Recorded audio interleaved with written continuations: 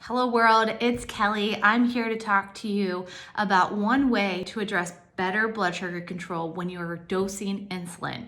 When I was first diagnosed, or when I was first put on my insulin pump back in 2002, not to date myself, I was taught the tool of carb counting. Carb counting is a formula to use to figure out how much insulin we may need for a meal. It is helpful, but there are many limitations. In fact, I have 7 that I walk through clients with.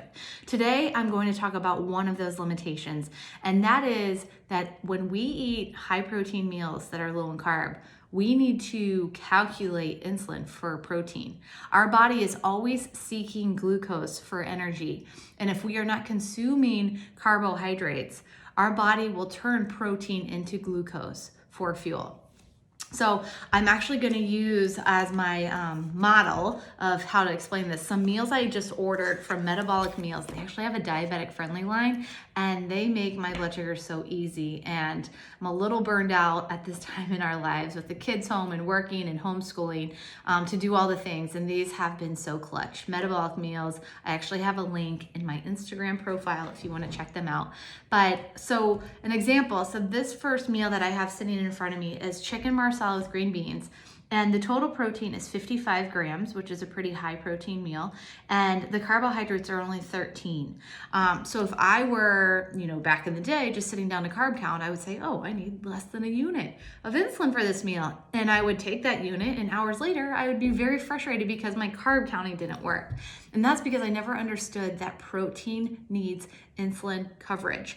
And the way I calculate or advise clients, as a soft formula, this is not sketched in stone, it'll require some experimenting, is you want to take the total grams of protein, which is 55, and divide that by 2. So we'll say 26 grams, 27 grams, give or take, of carbs, even though this is protein, so you divide by 2, so I have 26 grams plus the total grams of carbs. So on here it says 13 grams, so 26 plus 13 is 39. So I will tell my insulin pump I'm eating 39 grams of carb. Because there's no fast acting carbs here, you would want to do an extended bolus, or as someone who's on multiple daily injections, I would just split this into 2 doses.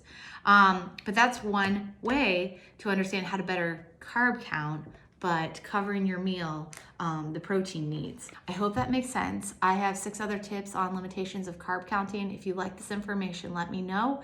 And check out Metabolic Meals. They have been clutch for stable blood sugars during this stressful time. Take care, guys.